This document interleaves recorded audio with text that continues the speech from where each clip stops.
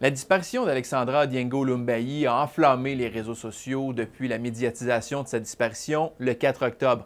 Imaginez, la police de Trois-Rivières a gagné 1000 abonnés sur sa page Facebook. Depuis ce temps-là, on voit apparaître des théories parfois loufoques, parfois réalistes, particulièrement sur TikTok, sur les circonstances de sa disparition.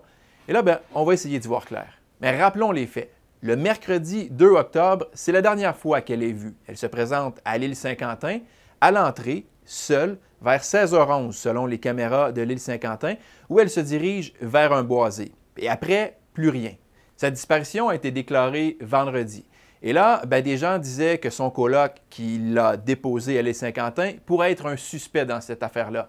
Or, cette théorie-là a été rejetée par la police de Trois-Rivières, on a vérifié, et le coloc n'aurait rien à voir avec sa disparition.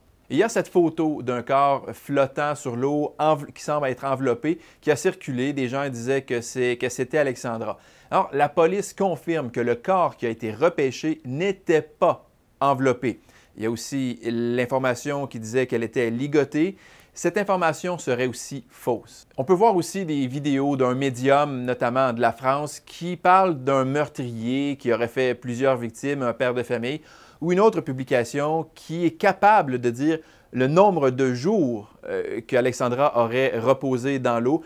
Mais c'est faux. On ne sait toujours pas combien de temps le corps a reposé dans l'eau. Cette information sera connue seulement lorsque le coroner va publier son rapport. Des gens se sont demandé aussi pourquoi la police n'a pas vu le corps avant, alors qu'il y a eu des recherches par hélicoptère ou par bateau.